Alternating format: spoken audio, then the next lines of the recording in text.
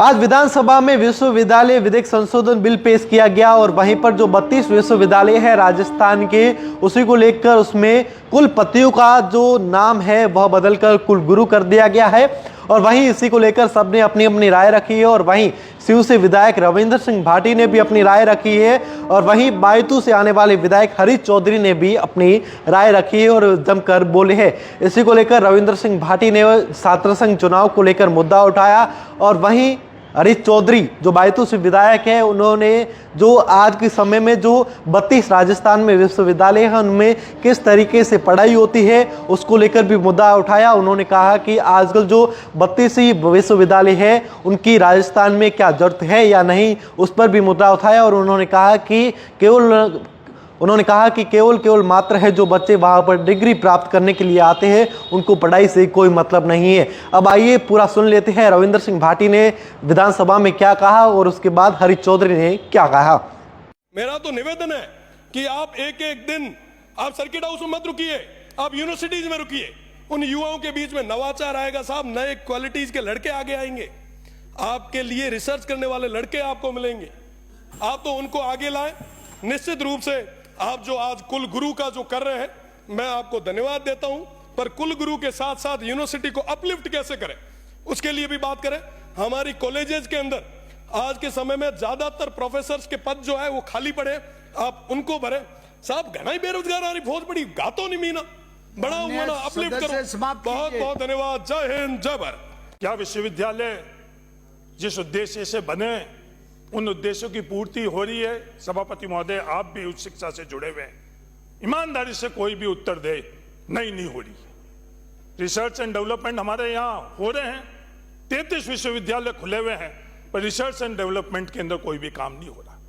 Secondary काम हम लोगों का क्या है? एकेडमिक काम है। और टर्सरी काम हम लोगों का क्या है? कि इस एकेडमिक को गेज करने के लिए एग्जामिनेशन है। पर ईमानदारी से हम लोग बात करें कि ये तमाम विश्वविद्यालय सिर्फ और सिर्फ एग्जामिनेशन सेंटर बन गई। क्या 33 विश्वविद्यालय आज राजस्थान के अंदर जो चल रहे हैं, राजस्थान को इसकी आवश्यकता है? ये सबसे बड़ा सवाल हम लोगों के सामने है। ईमानदार से आज समय आ चुका है, राजस्थान ये सवाल हम सब लोगों के सामने कर रहा है कि 33 विश्वविद्यालय जिस तरह से चल रहा है, क्या इन विश्वविद्यालयों को आवश्यकता है? ईमानदारी से अगर अपन उत्तर ढूंढना चाहिए तो आज इन विश्वविद्यालय आज चल रहे हैं उसकी आवश्यकता राजस्थान को नहीं है, क्योंकि रिसर्च एंड डेवलपमेंट हम लोगों के पास नहीं है। एक दो विश्वविद्यालय और उसके अंदर कम से कम रिसर्च एंड डेवलपमेंट तो है, पर रिसर्च एंड डेवलपमेंट नहीं हो रहा है। नाम के संदर्भ में हम लोग बात कर रहे हैं, कुल गुरु के संदर्भ में। आज कुलपति के पास क्या अधिकार है?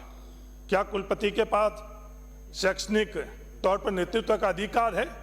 माननीय सभापति महोदय, आप अच्छी तरह से जानते हो कि नहीं है। आज विश्वविद्यालय के अंदर शैक्षणिक तौर के ऊपर अधिकार किसको है? एकेडमिक काउंसिल को है। आज उसके संचालन के तौर के ऊपर सर्वोच्च बॉडी कौन सी है? सीनेट है।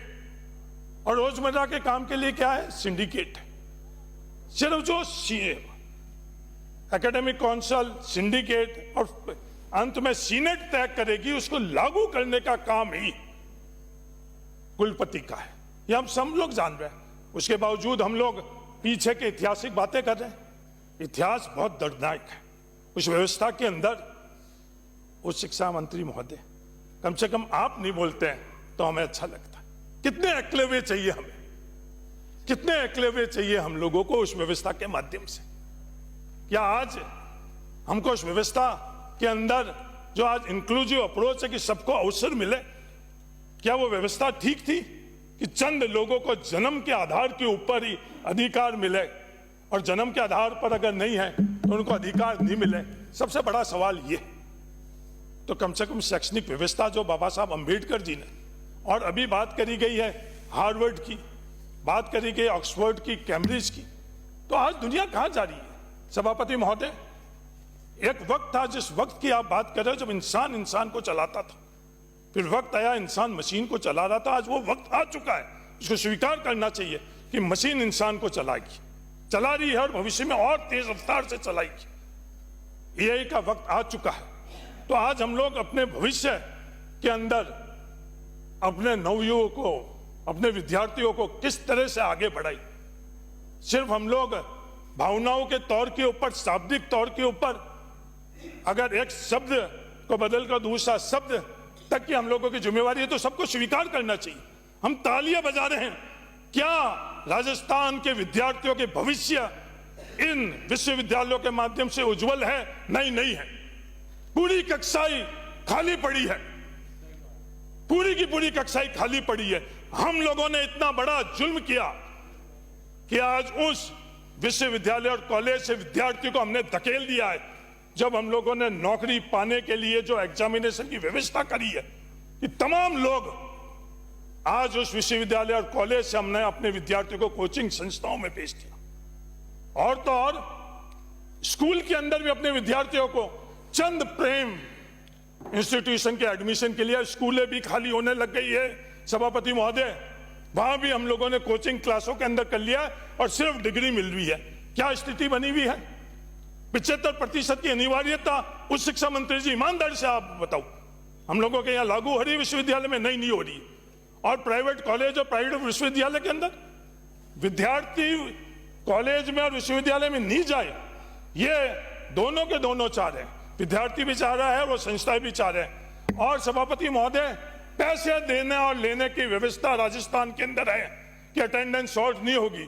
आपके पास भी कई लोग सिफारिश के लिए आते हैं, हम लोगों के पास भी सिफारिश के लिए आते हैं। आज विश्वविद्यालय के अंदर सिर्फ शैक्षणिक तौर के ऊपर हम लोग विद्यार्थियों को योग्य बनाने के लिए नहीं, उसके अलावा भी बहुत चीजें मिल रही है।